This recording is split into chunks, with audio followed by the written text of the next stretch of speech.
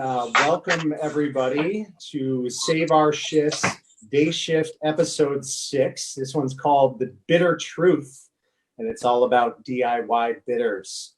I'm filling in today for our regular host, Mark Hibbard, who couldn't be here. I'm your most bitter host, Pat McDonald. I'm the Education Director for USBG Portland and one of the producers of Save Our Shifts, a great campaign to help Maine bartenders in this ever-changing environment. First of all, I'd like to thank our generous sponsors today for making this all happen. Bully Boy Distillers out of Boston, Massachusetts. Really great craft regional distillery that was started in 2016 by a couple of brothers making brandy on their family farm. They now produce a variety of spirits, including vodka, gin, rum, some different styles of whiskey, and an Amaro, which probably will come up at some point today. I'd also like to thank our other sponsor tonight, which is Monkey Shoulder Scotch. I've always been a Scotch man.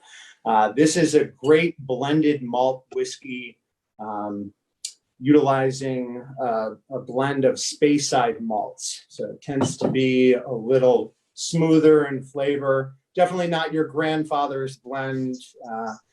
And even though a lot of people think that Scotch is better suited toward the wintertime, I couldn't think of anything more refreshing than a Monkey Shoulder highball on a hot day like today.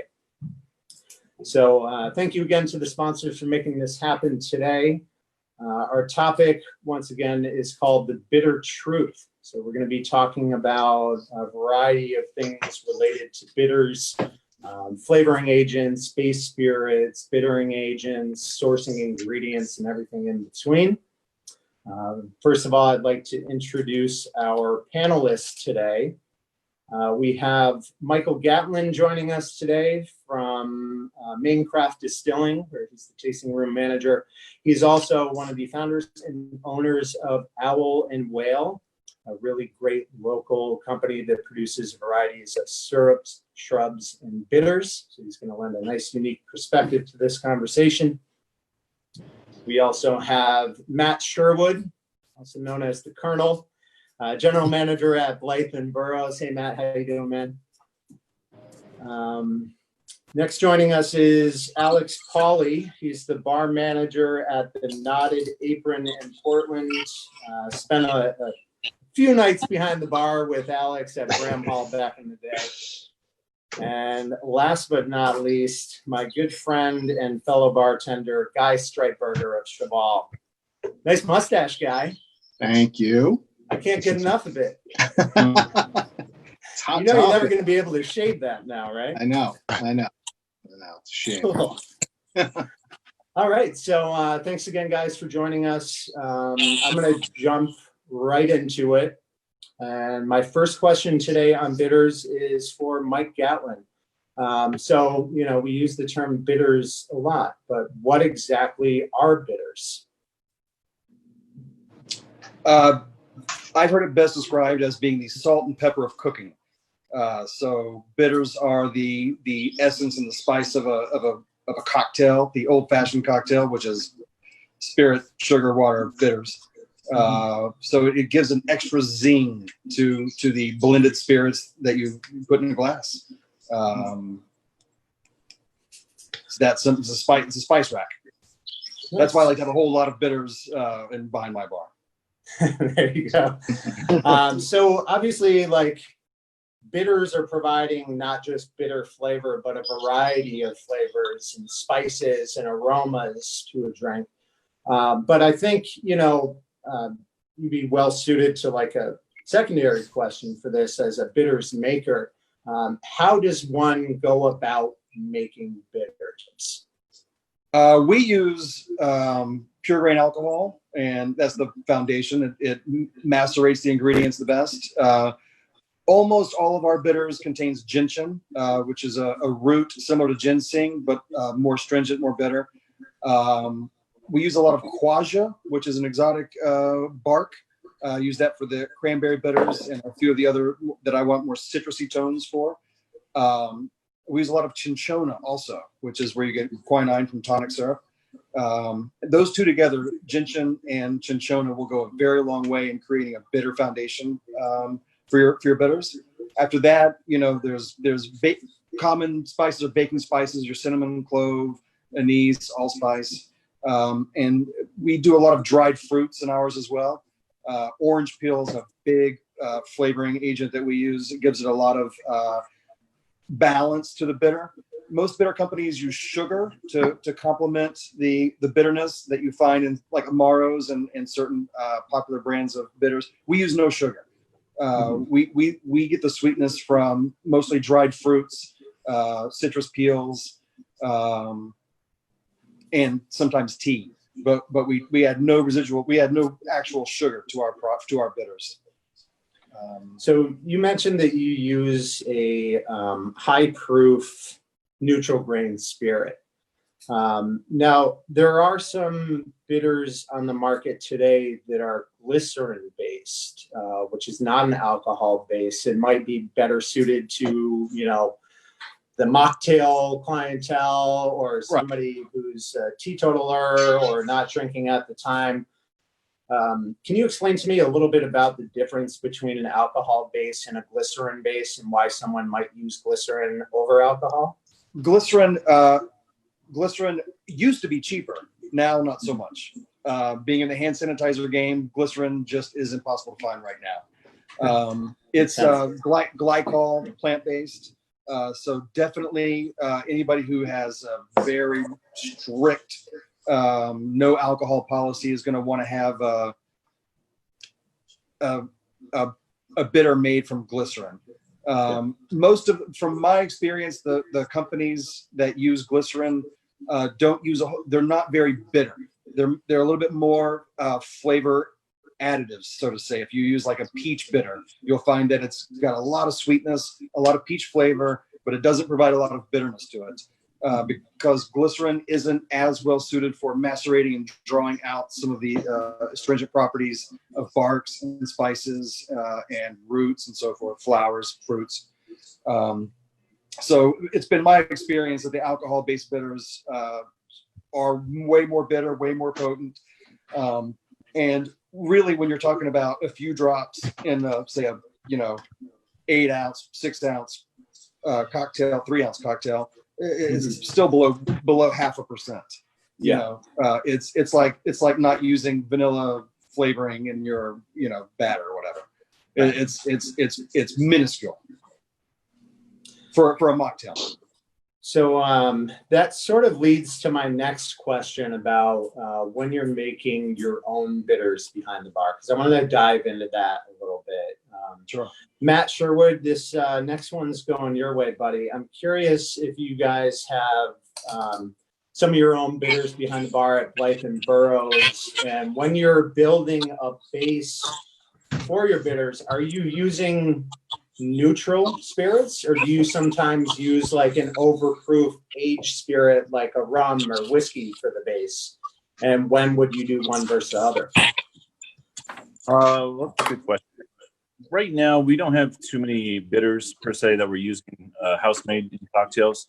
We do have a lot of tinctures that we're messing with in combinations of flavors, and then we may add a bitter component after the fact. But I think I am of the mind that the neutral grain is always the first move, just because you don't want to interfere with the flavor that you're trying to extract. However, if you are going more peaky tropical flavors, I've made like a key lime bitters from an overproof rum before.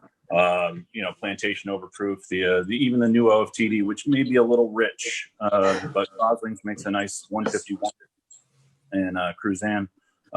Pardon me for the bean drops there. But that way it complements like I made the key lime. If you were to go pineapple in that direction, the richness and the cane spirit would definitely draw out those flavors even more and complement it very well. Yeah, I actually did a saffron bitters for Chaval that I used the plantation overproof, not the OFTD, just the regular overproof before they made us sell all that and move in. Right. But I'm sure kind of anything. I think probably one of the most important things, as Mike mentioned, is that you need like a high proof base so that you can get that extraction with all like the different types of roots and herbs and bitter components. So that's definitely something to keep in mind when considering different products. Is there like a certain proof, Mike, maybe that you could lend to this that like starting at like is 100 proof enough, or do you want to have more like 151 or even higher? We use 151. I do want to add one thing that the cherry bitters that we use are actually made from high proof whiskey, and that's a 101 proof. And all our bitters are 50% alcohol, and I dilute the other bitters to get to the 50%. With the whiskey, I don't proof it down at all. They're the most expensive for us to make. They're my favorite, the cherry ones. And the 101 is enough to draw out a lot of flavor from all the herbs, spices, and fruits. The only thing is it takes a little bit longer. All our stuff, I try to go 3 months with all our stuff. You'll find 3 weeks to be a lot of in the recipe stuff, but I like 3 months. Just gets richer and richer, and I don't worry about getting any sort of like, vegetal quality from, citrus or anything like that. I just let it go. In fact, the longer you let it go, the more it will change back into what it's supposed to taste like. For example, we did Buddha's Hand, and that sat for over a year. And it had fresh green hops and Buddha's Hand, and it changed every 3 months. And then after the year, it was so rich and amazing. But you can get extraction from 100 proof. Yeah. So it's funny. I've noticed something similar when experimenting in my very narrow experience with making my own bitters, that certain flavors come out more prominently at different time periods. So like It's kind of this roller coaster ride of like, today it's super citrusy, and a week from now, it's going to be like real spicy. It's going to start coming through strong. And then like, the bitterness kind of peaks, as you mentioned, and then sort of mellows back out, and everything of harmonizes at a certain point. But it's definitely interesting to watch that progression play out. So this next question is for the entire group. Where do you guys get ingredients for your bitters? Obviously, you can find just about anything on Amazon Prime today, but do you experiment with growing your own herbs? Do you forage for bitter ingredients? Does anybody know any local companies that have herbs and spices and bitter things that you can actually walk into a shop and see, touch? Yeah, Sherwood and I both went to Homegrown on Congress Street many years ago. Yeah, Sarah's awesome. Yeah, she when Alan Will first started, she was the first person to sort of like, try this, do this, and so obviously at our scale we have to do bulk. The one ingredient that I do use that's local that is I might actually release as a flavor is sweet fern. It's a wild sweet fern that you could just walk into the woods and just bring back garbage bags full of it. And it has a really floral, sweet aroma. And it's really fun to use. And I recommend anybody in any bar program using that as a tincture right now. It's really very cool. So sweet fern is really cool. Yeah. And it's pretty abundant. You can definitely get a bunch of it, and kind of like you're saying, that sweetness. It also, so it's almost like oregano. Like you got to really kind of like, yeah. So I've been playing around with that for a while, trying to figure out what the angle is on that one. But it's abundant, and it's super. Again, just walk into the woods and get it. Yeah. I'm always seemingly planning my garden around bar ingredients. I got a couple of juniper plants, got a couple of cherry trees planted. I just threw some mint in the backyard, and it's going wild. But yes, I'm always very bar minded when I'm like planning out my garden spaces. I actually have a friend's he has a farm, and there's just some actually just wildly growing spearmint. So can definitely get a bunch of that from there, which is always nice. He used to have some peppermint growing there as well, but I don't know what happened to that. Might have picked it all. I had a couple of mint plants that I thought were dead from last year and came back with vigor. So I ended up like planting them out behind my shed, and I'm sure I'll regret it in 3 years' time. But they're quite resilient. Now it's nice to have it. So I'm going to take this moment to just re-thank our sponsors today. Take a little pause from the conversation to thank Monkey Shoulder Blended Scotch. This is a pure malt blend from a number of Speyside distilleries. Super smooth, great for a highball on a hot day. Keep it in the freezer, add your ice, cold club soda, a little lemon twist. That's all you need. And we also have the episode sponsored by Bully Boy Distilling out of Boston, Massachusetts, our neighbors just to the south. They make a variety of craft spirits from vodka, gin, whiskey, rum, and Amaro. Some of that Bully Boy rum would probably make a really nice base spirit for some of those more tropical type of bitters you're talking about, Matt. And also, for those of you just joining us, want to reintroduce our panelists. We have Alex Pauley from the Knotted Apron, Mike Gatlin from Maine Craft Distilling, and one of the owners of Owl and Whale, a local maker of bitters, shrubs, and syrups. Matt Sherwood, general manager of Blyth and Burrows. Patio's looking gorgeous, Matt. Thanks. And good friend Guy Streitburger, looking handsome as ever in that mustache. Oh, thank you. Cool. So we'll get right back to it. My next question is for Alex. How many bitters is too many bitters? Is there such a thing? That's a good question. How many do you keep behind your bar? How many do you keep at home? How many do you actually use on a regular basis?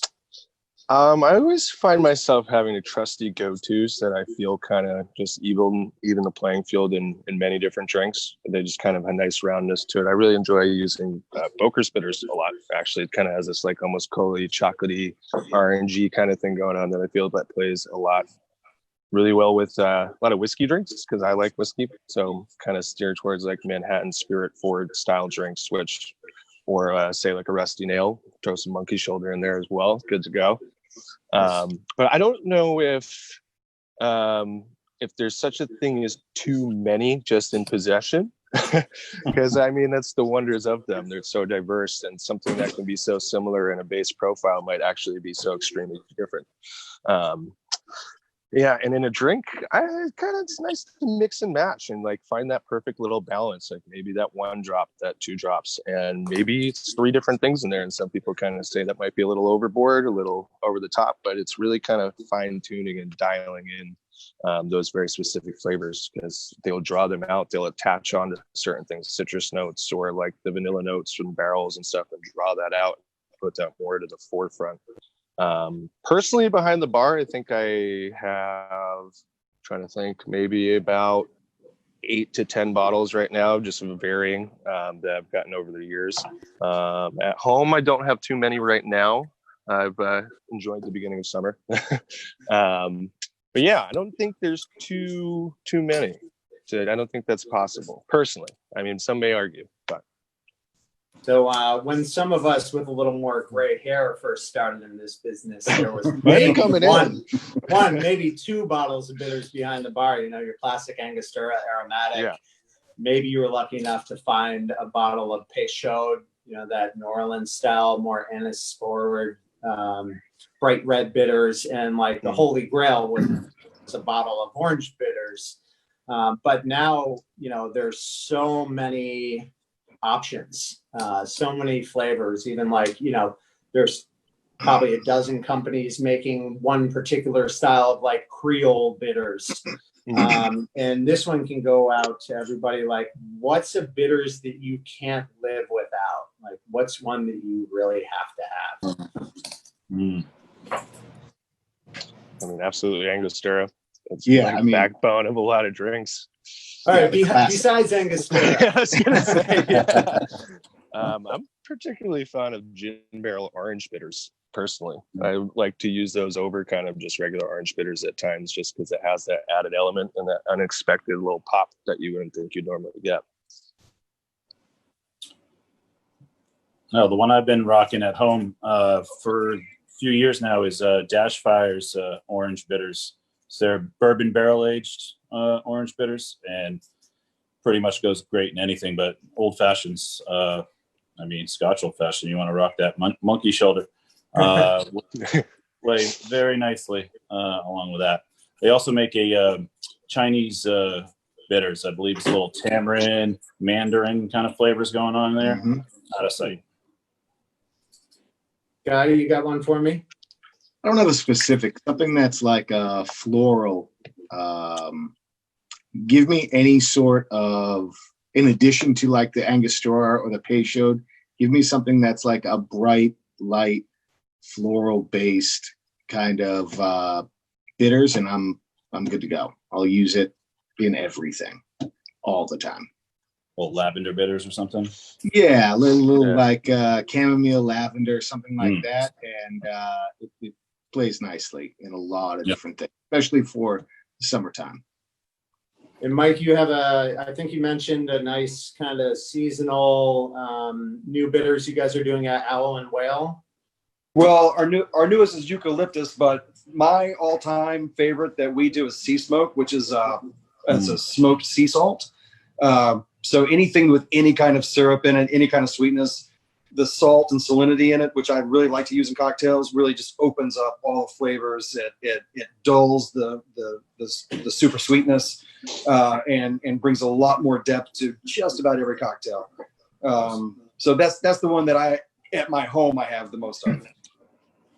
One that I really like is by BitterCube. It's their cherry bark and vanilla bitters, and I often use it as like an accent to Angostura. So if I'm making like a Manhattan, it's a really subtle like fruitiness and that like soft vanilla flavor kind of in the background. Like you don't even really like. I'm light with it. You don't even taste it a lot.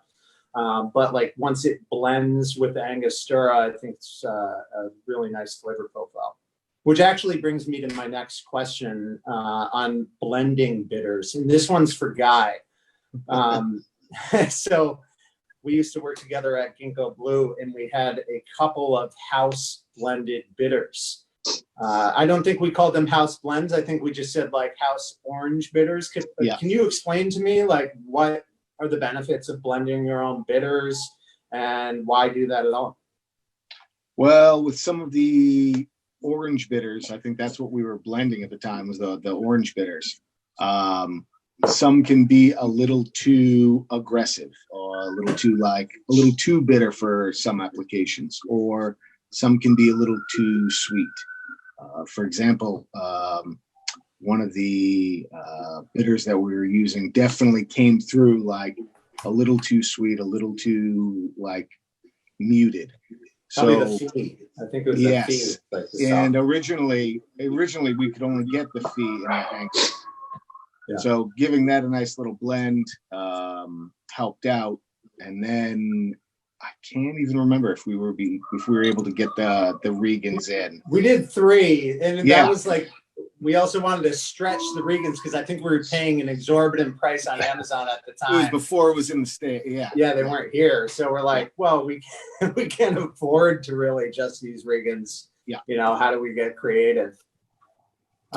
Which like, I mean, it's not necessarily making your own bitters, but in a way it is, because I think like if that's going to be your like go-to bottle that you grab, you're going to be providing a unique experience, whether it's an old fashioned or, you know, if you're using a dash of orange bitters in a martini, like, you know, kind of putting a further personal stamp on your program by doing your own bitters blends, just like you would with like a house vermouth blend or a house whiskey blend for a cocktail.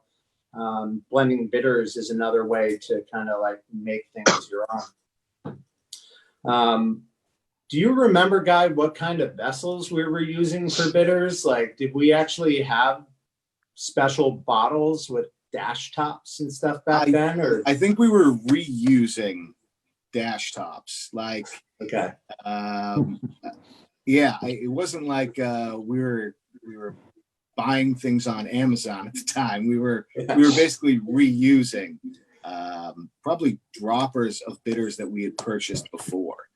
Yeah. Yeah, I can't remember which ones though.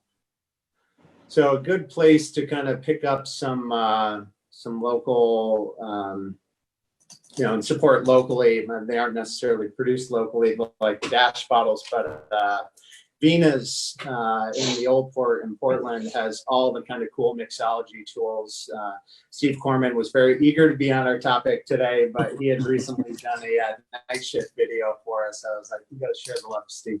But hi, Steve, if you're watching, a little shout out to Vina's. They have an incredible array of bitters in their mixology shop there, and they use them behind the bar and every single drink they make, I'm pretty sure. So, go and check them out for all of your bitters needs.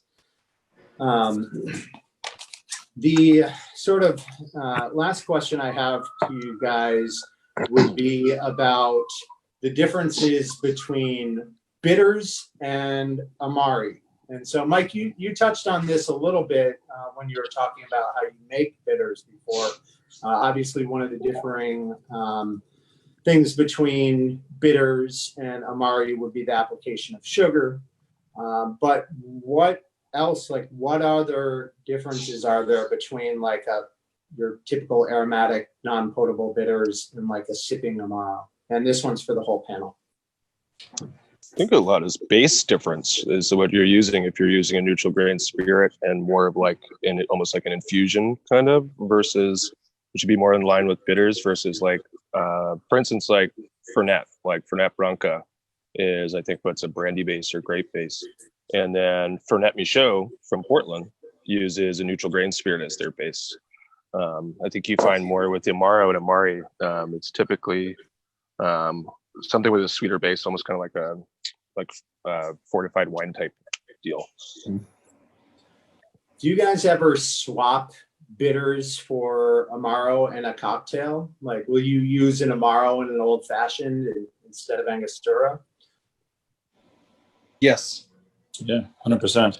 Yeah, and especially Manhattans too, or even sure. Broadway. We've made a drink with Monkey Shoulder and the Bully Boy Amaro with persimmon bitters, and it's classic, right? It's just a riff on a riff. Double whammy. I like it. Yeah. So on the flip Bonus side points. of that, now I know that like the bartender's handshake for a long time was that shot of Fernet or something along those lines. But I think people are also possibly just consuming like an alcohol base like Angostura in shot form. Are Ango shots still a thing? Yeah, you can't get Malort, just take a shot of Ango. Nice. Yeah. Our hangover cure here is club soda, lemon juice, and about an ounce of Angostura. And that will get you right through the day. Another one I love with a large proportion of Angostura is the Trinidad Sour. Rye whiskey, some orgeat. It's really kind of like, I think the orgeat really steps in to kind of soften some of the more astringent notes of Angostura. But yeah, what a delicious drink. And such a nice foam on top too. Cool. So we're getting near the end. This is one of my favorite parts about the day shift so far. In keeping with Mark's tradition, he likes to do a little segment called What's Good Here? But this is a special version of What's Good Here today. I call it the bitter old man version of What's Good Here.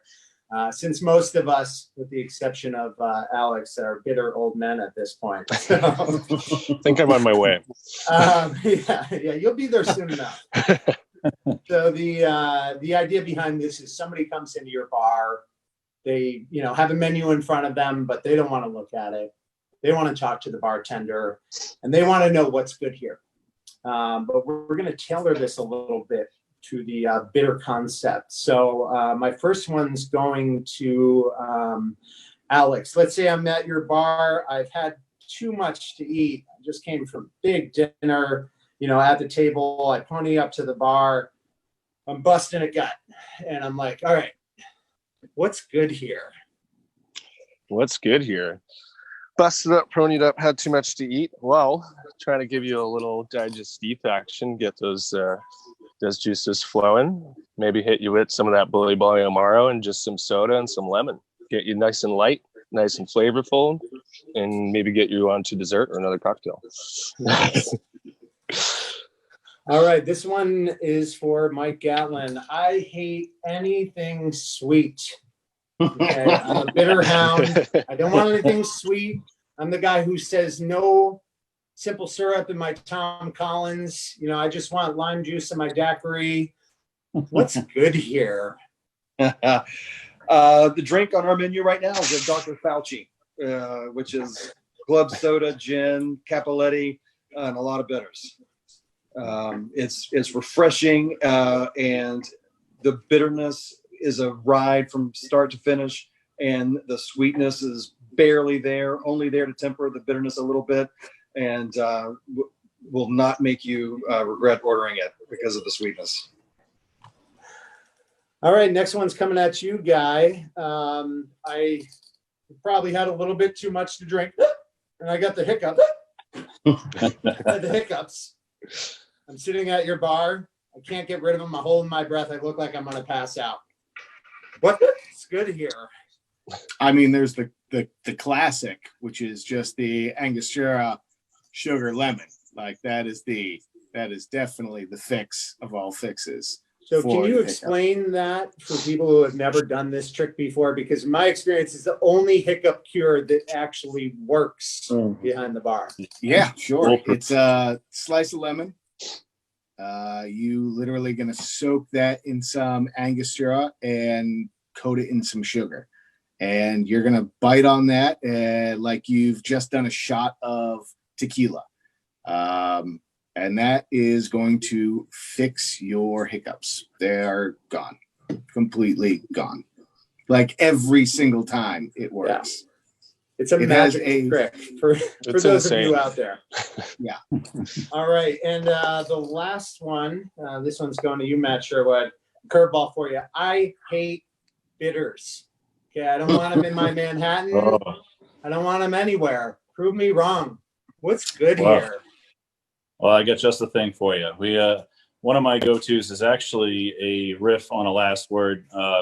We get a lot of requests for paper planes, and Nonino was not available in the state for a long time. And I would always substitute that Bully Boy Amaro right in there and tweak the ratio just a little bit. But I tell you what, it works every time. So a little gin, lemon, Aperol, and Bully Boy Amaro, and you won't even taste the bitters. It'll cure what ails you. Sounds delicious.